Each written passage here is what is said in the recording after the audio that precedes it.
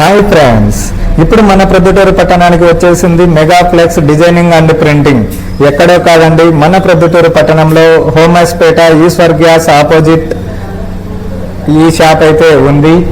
ప్రతి ఒక్కరికి వినాయక చవితి పండుగకు ఫ్లెక్స్ అయితే కంపల్సరిగా యూజ్ చేస్తారండి. ప్రతి ఒక్కరూ మన యూట్యూబ్ ఛానల్ తరపున వచ్చి ప్రతి ఒక్కరికి వాళ్ళు డిస్కౌంట్ ఇవ్వడం జరుగుతుంది. ప్రొద్దుటూరు కంట్రీ మరియు ఏకే టీవీ న్యూస్ తరపున వచ్చి ప్రతి ఒక్కరూ ఫ్లెక్స్ వేయించుకోవాల్సిందిగా కోరుకుంటున్నాము. అలాగే మన యూట్యూబ్ ఛానల్ తరపున వస్తే వీరికి డిస్కౌంట్ ఇవ్వడం అనేది జరుగుతుంది. ప్రతి ఒక్కరూ ఈ అవకాశాన్ని సద్వినియోగం చేసుకోవాలని ఏకే టీవీ న్యూస్ తరపున ప్రొద్దుటూరు కంట్రీ యూట్యూబ్ ఛానల్ తరపున తెలియజేస్తున్నాము. ప్రతి ఒక్కరు ఈ అవకాశాన్ని సద్వినియోగం చేసుకుంటారా అని ఆశిస్తూ మీ మెగాప్లెక్స్ ప్రొద్దుటూరు. ఎన్వీఆర్ఆర్ అనే పేర్లతో మన ఇసుక తోలే లారీల మీద పేరు ఉన్నదని నా పైన ఆరోపణ చేసినారు. అది నంద్యాల వరదరాజు రెడ్డి అని దాని కింద వస్తుంది. ఆయన తమ్ముళ్ళు, ఆయన తమ్ముడి కొడుకులు వాళ్ళందరూ ఇసుక తోలుతున్నారని ఆయన చెప్పడం జరిగింది.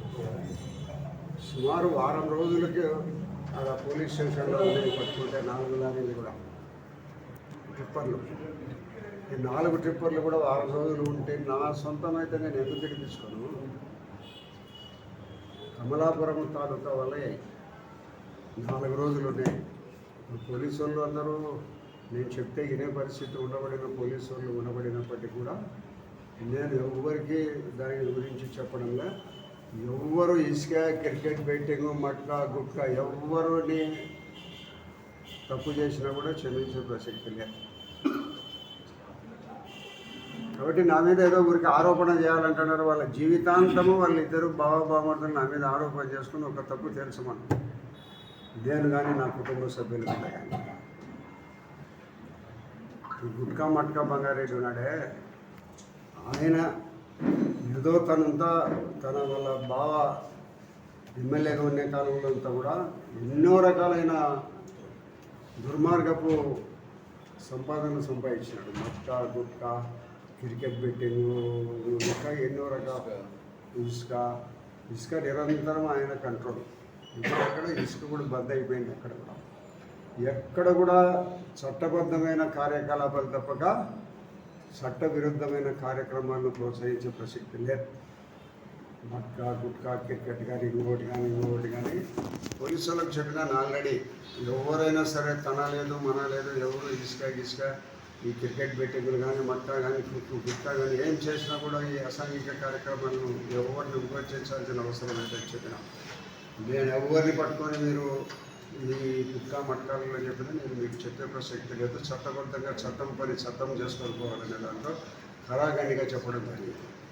ఇప్పుడు కూడా ఏదో కొంతమంది మా ప్రభుత్వం వచ్చింది, మేమందరం గతంలో వాళ్ళు చేసిన పనులందరినీ చేసుకోవాలనేది కొంతమంది ఆశావాదులు అందరూ కూడా ప్రయత్నాలు చేస్తూ ఉన్నారు.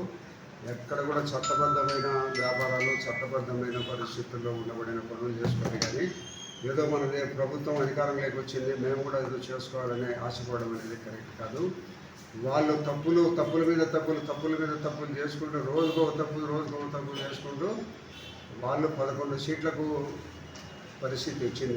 151 సీట్లు 2019 ఎన్నికల్లో వచ్చిన వాళ్ళకు 11 సీట్ల పరిస్థితికి వాళ్ళు వచ్చినారు. మనము తప్పులు చేసేటువంటి పరిస్థితి రావాలని మన ఎవ్వరు కూడా తెలుగుదేశం పార్టీ కార్యకర్తలు కానీ నాయకులు కానీ దయచేసి ఎవరు కోరుకుంటున్నారు. వాళ్ళు తప్పులు చేసి 11 సీట్లకు వచ్చినారు. మనం కూడా తప్పులు చేస్తే మనకు అదే పరిస్థితి వస్తుంది. కాబట్టి గౌరవ ముఖ్యమంత్రి గారు పదే చెప్పడం జరుగుతూ ఉంది. ఎక్కడ కూడా అసాంఘిక కార్యక్రమాలకు నాకు తెలిసి ఇది పేపర్లో రాయడం బాగుండదేమో. ఇప్పటికే కొంతమందిని ఎమ్మెల్యేలు మందలించిన పరిస్థితి ఉంది. ఎవరు కూడా మీరు పలాంది చేస్తున్నారు, పలా తప్పులు చేస్తున్నారని మందలించిన పరిస్థితి ఉంది. పేర్లు ఊర్లో అవసరం లే. కాబట్టి నేను అటువంటి మందలింపుకు గురయ్యే పరిస్థితులు లేదు. రాజకీయాన్ని వదులుకుంటా కానీ ఒకరితో చెప్పించుకునే పరిస్థితిలో నేను లేను. దయచేసి బంగారెడ్డి, నువ్వు నీ జీవితాంతము నా మీద ఒక తప్పును తెలుసుకో. నువ్వు ఏదో నా మీద ఆరోపణలు చేయాలని చేస్తాడు అంతే. ఎక్కడైనా కూడా నేను నా ఎన్వీఆర్ఆర్ అంటే నా లారీలా మా ఊర్లో నలుగురు ఉన్నారు నా పేర్లు వెళ్ళి వరదరాజు రెడ్డి అని రాజుపాలెంలో ఉన్నారు. ఈ కొండ దూరు దగ్గర బాలాయపల్లి నుండి అక్కడ ఉన్నారు. ఇక్కడ మన చాపాడు మండలంలో ఉన్నారు. పొద్దుటూరులో ఉంటాడు. అదే ఇది ఆఫ్ ది రికార్డు నంద్యాల లక్ష్మీకొండం అని ఒక హెడ్ మిసెస్ ఉన్నది గర్ల్స్ హై స్కూల్లో మేము చదువుకునేటప్పుడు. అందుకనే నా పేర్లు అనుకొని నా పైన ఆరోపణలు నిజాయితీపరుడైన ఎస్పీ గారు వచ్చినారు. ఇప్పుడు పొద్దుటూరులో పోలీసులందరూ కూడా నిజాయితీగానే వ్యవహరించమని చెప్తాము. ఎక్కడ కూడా అవినీతికి ఆస్కారం లేకుండా గుట్కా బెట్టింగ్ ఏ దాంట్లో ఇసుక ఇటని ఏం లేకుండా చేయాలని చెప్తాము. దయచేసి అసాంఘిక కార్యక్రమాలన్నీ కూడా వదిలిపెట్టుకొని న్యాయబద్ధమైన సంపాదనలకు అలవాటు పడండి. ఇది శాశ్వతం కాదు.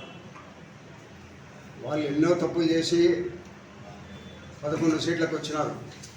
చంద్రబాబు నాయుడు గారి నాయకత్వంలో అటువంటి తప్పులను సహించే ప్రసక్తి లేదు. ఎమ్మెల్యేలు కానీ ఇంకొకరు కానీ ఎంపీలు కానీ ఏం చేసినా కూడా అసాంఘిక కార్యక్రమాలకు చేయూతనిచ్చే ఏ ఒక్క ఎమ్మెల్యే కూడా ఆయన స్పేర్ చేయమని చెప్పినాడు. దయచేసి ఎవరైనా ఉన్నటువంటి ఆలోచనలు ఉంటే మానుకొని న్యాయబద్ధమైన సంపాదన కోసం ప్రయత్నం చేయండి. ఈ బంగారెడ్డి, ఈ ప్రసాద్ రెడ్డి వాళ్ళన్న అందరూ కలిసి నేను బ్రతికినంత కాలము నా మీద ఒక తప్పు చేర్చమనండి. ఇంకొక 20 సంవత్సరాలు నేను ఎంతకాలం బతుకుతానో నాకు తెలియదు. గతంలో 1985లో నేను ఎమ్మెల్యే అయినప్పటి నుంచి ఇప్పటి వరకు ఇంకా ఒక 4 ఏళ్ల సమయం ఉంది. 4 ఏళ్ల సమయం వరకు ఒక తప్పు తెలుసుకోమనండి. నేను నా జీవితానికి నేను నిజాయితీగా బతకాలనుకుంటాను. మీరు చూస్తారో వాళ్ళు చూస్తారో ఇంకొకరు చూస్తారని కాదు. నాకు దేవుడు గొప్ప జన్మ ఇచ్చినాడు, మానవ జన్మ ఇచ్చినాడు. గొప్ప కుక్కను నక్కను గాడిద దున్నపోతులాగా కొట్టించకుండా ఒక మానవ జన్మ ఇచ్చినాడు. ఇది మంచి ఇది చెడు అని నాకు సంస్కారం ఇచ్చినాడు దేవుడు.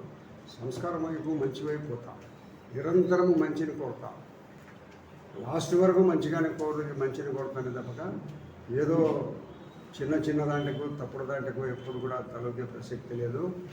నీవు నా మీద కావాలని ఆరోపణలు ఎన్ని చేసినప్పటికీ కూడా ప్రజలు ఎవరు నమ్మే పరిస్థితి లేదు. నువ్వు ఒక 5 ఏళ్ళు నువ్వు కూడా నా దగ్గర ఉన్నావు, నీ బావ నా దగ్గర ఉన్నాడు, నా దగ్గర ఒక 20 ఏళ్ళు పనిచేశాడు. మీరు నా 20 ఏళ్ళు పనిచేసిన కాలంలో ఎప్పుడన్నా నాకు డబ్బులు ఇచ్చినారు? మీరు ఎప్పుడైనా అసాంఘిక కార్యక్రమాలు మీ తప్పులను నేను అక్కడ కాపాడుతూ వచ్చిన. మీరు చేసిన ఎన్నో తప్పులు, కాళ్ళు కొట్టడం, చేతులు కొట్టడము, ఎవరినెవరో చేసిన తప్పులు జైల్లో పడితే మిమ్మల్ని కాపాడుతూ వచ్చిన. మీ బావ ఇంట్లోనే క్రికెట్ బెట్టింగ్ నడిపిస్తాడు, మట్ట డిఎస్ తీసుకుంటాడంటే రమేష్ అనే ఒకతను కొత్తగా డిఎస్పీ వచ్చినాడు, రిక్రూట్మెంట్ డిఎస్పీ. రమేష్ అనే అతను అదే రాత్రికి పోయి పట్టుకోవాలా అతని అనేది వాళ్ళు నిర్ణయించుకున్నారు. అప్పుడు ఇక్కడ తహసీల్దార్గా ఒక అతను ఉన్నాడు, అయ్యోళ్ళకు ఉంటారు అతను రత్నకుమార్. ఈసారి ఇట్లా జరుగుతుంది అని చెప్పినాడు. నేను ఫోన్ చేసి నువ్వు రాత్రికి ఇట్లా ఉండొద్దని చెప్పి, సత్యం కనుక్కోండి అక్కడ కూడా ఎక్కడ ఇంట్లో ఉందంటే వాడు రమేష్ పోయి పైన నీళ్ళది ఉంటారు చూడు, దాంట్లో కూడా మునుగంటి పెట్టి తిప్పినాడు. ఎన్నోసార్లు కాపాడిన నీ దుర్మార్గం చర్యలన్నింటిలో నీవు ఎక్కడన్నా నీవు నా దగ్గర ఉన్నంత 20 సంవత్సరాల కాలంలో ఎప్పుడన్నా నా జన్మలను ఇది చేసినా తప్పు చేసినట్టు నువ్వు చూపేయగలుగుతావా?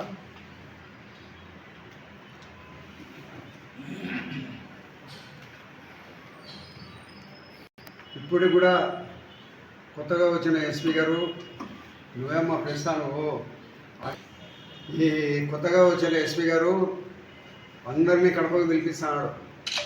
క్రికెట్ బెట్టింగ్ వాళ్ళను, మట్కా బెట్టింగ్ వాళ్ళను, గుట్కా వాళ్ళను అందరినీ ఏర్పంచుకొని పొద్దుటూరులో లిస్టు తీసుకొని కడపకు పిలిచి అందరూ 4 ఏళ్ళు 5 ఏళ్ళు వాంచి పారేసి వార్నింగ్ ఇస్తున్నాడు అందరికీ. మా వాళ్ళని ఎవరినైనా పిచ్చపోయినారా? ఇప్పటి వరకు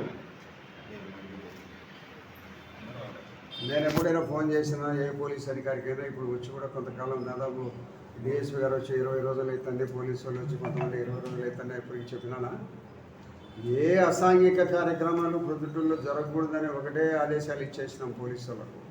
ఎవరైనా సరే తన లేదు మన లేదు, చట్టం తన పని తాను చేసుకోవే పరిలో పూర్తి విధులు నిర్వహించండి, ఎటువంటి అవినీతికి ఆస్కారాలు లేకుండా విధులు నిర్వహించండి అని చెప్తాము. ఒక మంచి ప్రొద్దుటూరు ఎక్కడ కూడా బర్కిడ్, కుట్కా, బెట్టింగ్, ఇసుపెటాకులు, మట్కాకు, ఇసుకకు ఎక్కడ కూడా అవకాశం లేని ప్రొద్దుటూరు మన పరిపాలన ఉండాలనేది నా సిద్ధాంతం. దాన్ని నేను చివరి వరకు కొనసాగిస్తాను. ఊరు ఏం చెప్పినా వినను. మా శ్రేణులకు కూడా ఒక హెచ్చరికలవి, దయచేసి అందరూ కూడా న్యాయబద్ధమైన దాంట్లో ఎక్కువండి. మన ప్రభుత్వం వచ్చింది, వాళ్ళు ఏదో చేసుకున్నారు, మనం చేసుకోవాలనుకోవడం అనేది కరెక్ట్ కాదు. వాళ్ళు చేసుకొని 11 సీట్లకు వచ్చినారు. దయచేసి మనం అటువంటి పరిస్థితి కావాలని కోరుకోకూడదు. వాళ్ళు ఎందుకు వచ్చారు అంత తగ్గు పరిస్థితికి? తప్పుల మీద తప్పులు, ఏదో ఒక తప్పు కాదు 100 తప్పులు చేసి వాళ్ళు ఆ పరిస్థితికి వచ్చారు. దయచేసి మనం అటువంటి ఆలోచన చేయకూడదు. మనం స్వచ్ఛమైన మన ప్రభుత్వంలో న్యాయబద్ధమైన పరిపాలన, ధర్మబద్ధంగా ఉండే పరిపాలన ఉండాలని నేను కోరుకుంటున్నాను. అది తప్పకుండా కొనసాగిస్తాము. ప్రస్తుతం ఉండే కలెక్టర్లకు, ఎస్పీలకు కూడా నేను ఇదే మాట చెప్తున్నాను. పొద్దుటూరులో వచ్చిన పోలీస్ అధికారులకు కూడా ఇదే మాట చెప్తున్నాను. ఖచ్చితంగా ఎటువంటి తప్పులకు ఆస్కారం లేని పరిస్థితుల్లో మీరు విధులు నిర్వహించాలని చెప్తాను.